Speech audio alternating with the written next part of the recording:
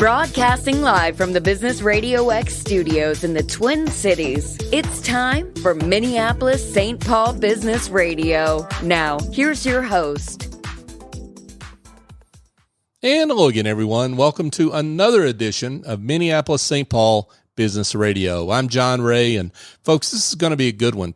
Debra Axness is with us.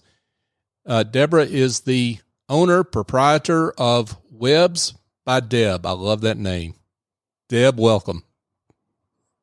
Good morning, John. Thank you very much for having me on the Business RadioX this morning. My name is Debra Axness, and I am the founder and CEO of websbydeb.com, providing outstanding website and marketing services to small and micro businesses and organizations. So every company, nonprofit organization, school, and community needs a website these days, and everybody wants to be first in Google search rankings. My websites look great and have the ability to be found in Google searches. And I also provide a social media presence and framework if that's what your company needs. And remember that digital marketing and a website have become the yellow pages of the 21st century. Yeah, for sure. Wow, lots there to unpack, Deb. And again, I love your name. The name of your company is so clever. But let's talk a little bit before we get into some of the specifics of what you do currently. Let's talk a little bit about your entrepreneurial journey. And some of that involves a sailboat in the Caribbean. That's why I want to get to that. That's pretty exciting stuff. Yes, and it's true. After quite a long career, a couple of decades in information technology, computer programming, design, architecture work with some notable companies, I decided to put that all on hold and buy a sailboat, and spent 15 years living aboard a sailboat and setting sail from Duluth, Minnesota in 2000, and finally just sold the boat down in Aruba a couple of years ago. It was quite an adventure. Wow. What, tell me what you learned from that adventure that influences you today. Well, I don't know if I would have the get up and go to start a new company without being aboard a sailboat and having to fix anything that breaks, and being in foreign countries and having to learn the lay of the land, and spending a lot of time outside the United States, just really gave me a lot of self-confidence, and the can-do attitude that I've always had. It just bolstered that. Yeah, and I guess it's interesting that what you mentioned there's definitely a metaphor that applies to businesses. When you have your own business, if it breaks, you're in charge of fixing it, right? That's right. That's right. And I had the idea for this company, and the name came to me several years ago. So I went out and bought the domain name websbydeb.com, and thought someday that I might do that. And it was the pandemic that gave me the push to say, okay, you're ready for this now. Yeah. So you've got this fascinating background in programming and software architecture and project management. Why websites? Why did you decide to, when you sold that sailboat and got into your own business, why websites? Well, at the time, it was really serendipity at work. An acquaintance of mine was just talking to me at a good old-fashioned Minnesota potluck one day, and I was looking for a position to get back in, and he said, well, Deb, you're looking for a job. What do you do? So I talked to him, and he ended up needing somebody to do his website. And down at the Medical University of South Carolina, I had first dabbled in websites and web pages, putting up a page for them, but I hadn't learned everything that I needed to. And at the time in 2016, it was, well, how tough can that be? I can learn how to do website design and create websites. And I've been learning the technical side ever since. Mm-hmm. And since the pandemic, I've been learning the business side with small business essentials and everything that I need to promote and put the framework for my own company in place. So, Deb, talk about the pandemic. Talk about not how that's affected you, but I'm just curious about what you've learned from businesses in terms of them trying to reach their clients, their potential customers, and maybe what kind of refresh they need on their website. Well, it's interesting because I, along with almost every other business around the world, when the pandemic hit, it was time to pivot and regroup. I had the position with a local St. Paul plumbing company and doing their website and their digital marketing. And they laid off all of their office and shop staff to regroup. So I decided, well, must be the time to launch Webs by Deb. And I really enjoy talking to solo entrepreneurs and small business owners about how their businesses have changed. Everything has gone online to an even greater extent during the pandemic. I don't think there's anyone that hasn't heard about Zoom and the importance of, instead of going to go visit an office, we Zoom into all of this. And that has just pushed everybody's emphasis onto the internet world. So having a website is even more important than it was pre-pandemic, I believe. Is it just me, or is there, it's hard for me to believe there are businesses that don't have a website. I mean, do you find a lot of businesses that don't have a website now? Not a lot of businesses that just don't have a website at all. I am finding them. They try to make do with a business page on Facebook, and they haven't actually bought their own domain name and put up their website. What's more common is I find websites that are stale and out of date. I just put a quote in for a company, whose website had not been touched for 13 years. Oh, wow. And it was static and stale and out of date and insecure and really needed to be brought up to 2022. Wow. Debra Axness is with us, folks, and she is the owner of Webs by Deb.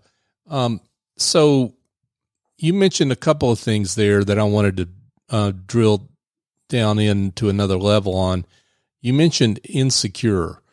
Why is it important to make sure that the security of your website is up to date?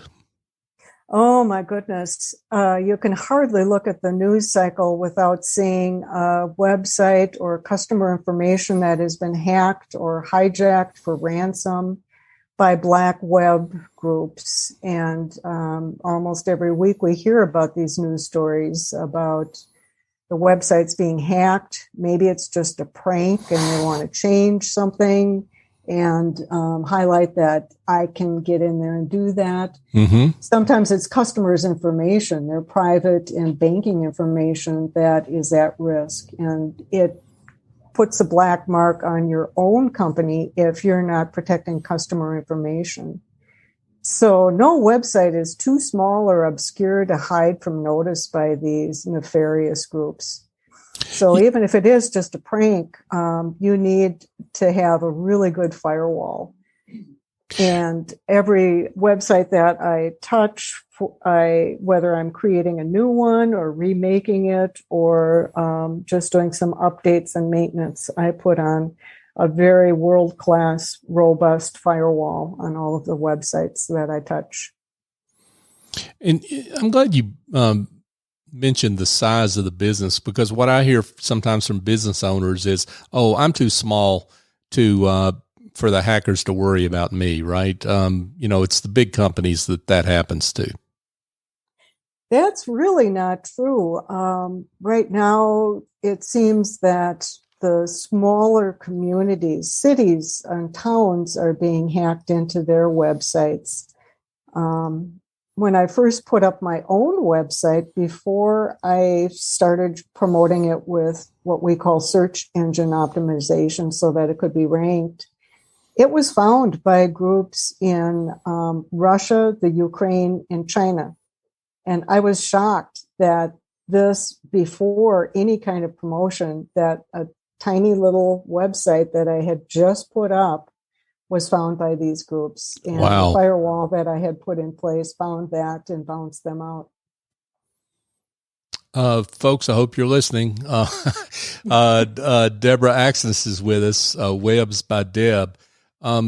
So how often, if I'm a business, and I assume it depends on the kind of business I am, how often should I refresh my website?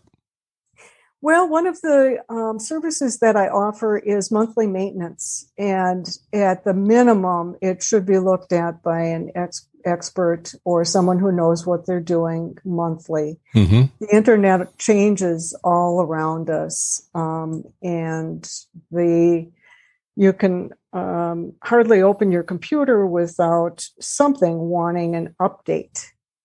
Your phone all wants the apps to be updated, and a website is no different. Everything that is put together to put that page up on the internet, those tools are all going through regular updating.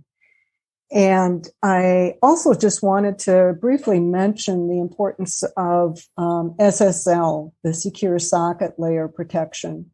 You can see that if you go to a website by the padlock up at the top of the address bar. Mm-hmm. And these days, if you don't have, a couple of years ago, Google will penalize websites that do not have SSL protection by placing them further down on search results. So it's essential to have this protection. Now, is this, and I'm just a layperson, I know nothing about this, Debra, but is this where, like, you go to maybe you type in a URL and then all of a sudden you get a screen that says this website is not secure? Is that That's what I'm talking about. Okay, gotcha. Okay. I might be, and everyone has probably heard of cookies. Everybody that is tracking these days. Mm-hmm. So they're going to know, oh, we've got a target here. They don't have SSL protection. So it's very important to have all of these things in place. Gotcha. Now let's talk about just the branding piece of it. I mean, and I guess what I'm looking for is just how often. You mentioned someone that had a 13-year-old website. I can imagine all the design and the colors and everything were just way, way off. That's an extreme. But how often should I overhaul my website in terms of just the look of it? That's a very good question, and it will depend on the industry. Mm-hmm. There are companies that want a retro look. My local plumbing company, who has become one of my clients now, really prefers that parchment background and kind of a more retro look. Mm-hmm. So it really is up to the client what they want. And I can suggest more eye-catching video clips, for instance, or image gallery, something that is clickable to another part of the website. There's a lot to keep in mind about how best to reach the clients that you want to when you're creating a website. Gotcha. So, Deb, let's talk a little bit about platform. Now, WordPress is kind of the established leader, I guess, or maybe still, there's a lot of other do-it-yourself models out there that people get enticed by. Why come to you as opposed to the do-it-yourself apparatus that's out there?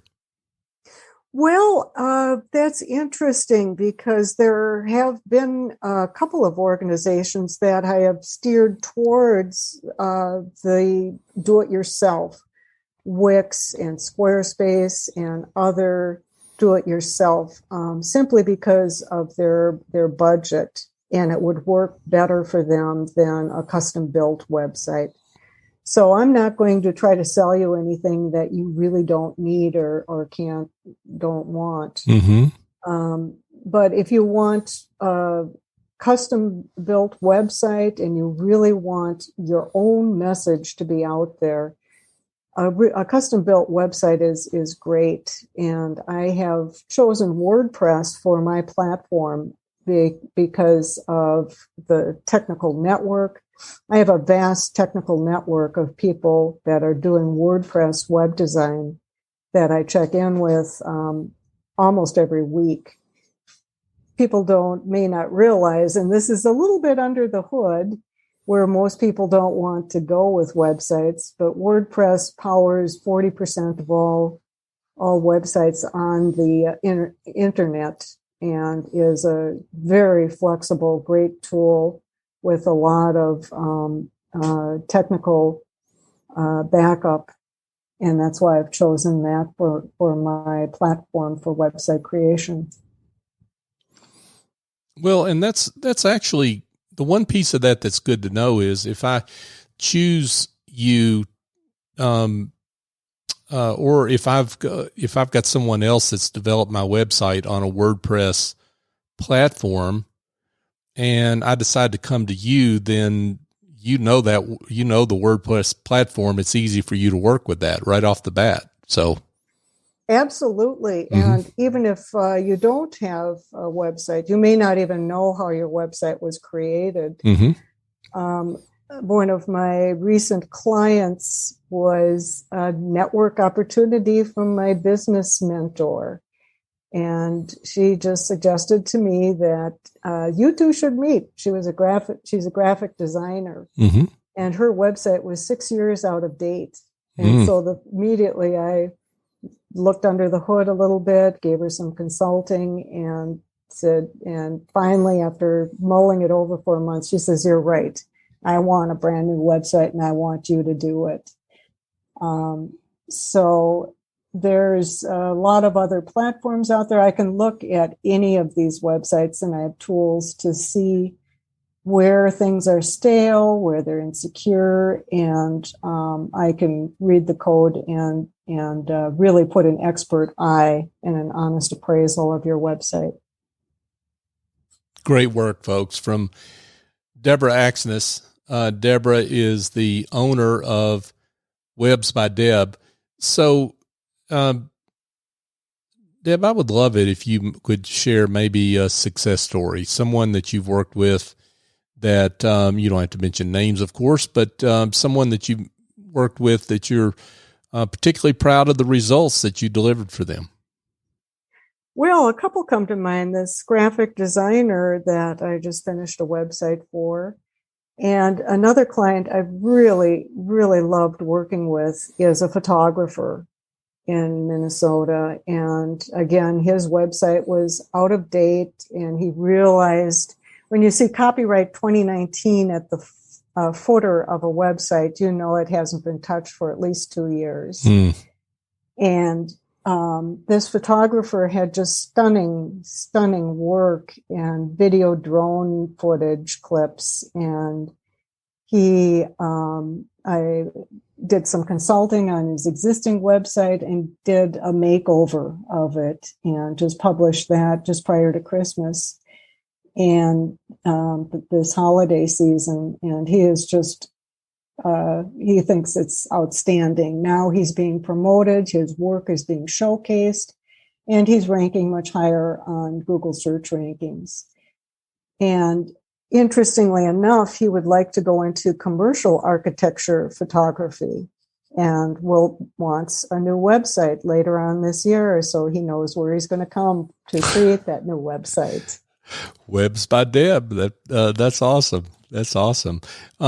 So, Deb, let's say that I've someone listening to this interview wants to be in touch, and we'll get to your contact information in just a second here. But how does the initial conversation go? What do you I guess want to talk about with a potential client to figure out where you need to go with their website? How does that conversation unfold? Well, initially, whether I'm contacted by email or through other networking opportunities, I set up a Zoom call and get to know what does your company or organization do, and who comes to you for what they want. Who are your clients and customers? And I try to get into that. I will have already looked at their existing website and gone under the hood a little bit to see where the gaps are and what needs to be done. And I just really want to find out about them. What drives them? What's their passion for their company or their organization? I just took on a nonprofit organization, and I'm going to be putting up a website for a Minnesota nonprofit, which I'm very pleased to be doing. So it's not just commercial organizations that need websites. It's the nonprofits, the NGOs, and other community organizations. Terrific. Debra Axness has been with us, folks. Webs by Deb is the name of her company. Deb, this has been awesome. And I can't imagine there not some folks that want to get in touch with you after hearing this interview. So let's direct them properly. How can they be in touch with you? Well, first place to go is my own website, websbydeb.com. I have a contact page there, which is one way you can get in touch with me. You can drop me an email, and I am just at deb@websbydeb.com. And I promise to get back to you, and we'll set up a time for a Zoom or a phone conversation, and I'll find out more about your small or micro business or your organization. That's awesome. Deb Axness, folks, Webs by Deb. Deb, this has been awesome. Thank you so much for coming on the show. Oh, thank you so much for having me, John. I'm really, really happy to be talking about this and doing this show. Thank you. Keep up the great work you're doing. Hey, folks, just a quick reminder. Minneapolis-St. Paul Business Radio is the search term you can use to find the show on your favorite podcast app, and subscribe if you're not already subscribed, and please share the show. Now, this is not about me or Business RadioX. It's about our great guests, entrepreneurs like Deb, who do great work in their business and deserve to be found. And we celebrate their work here on this show. That's what it's all about. So if you could share the show and tell others about it, we would greatly appreciate it, because it helps them to be found. That's what it's all about for us here at Business RadioX. So for my guest, Debra Axness, I'm John Ray. Join us next time here on Minneapolis-St. Paul Business Radio.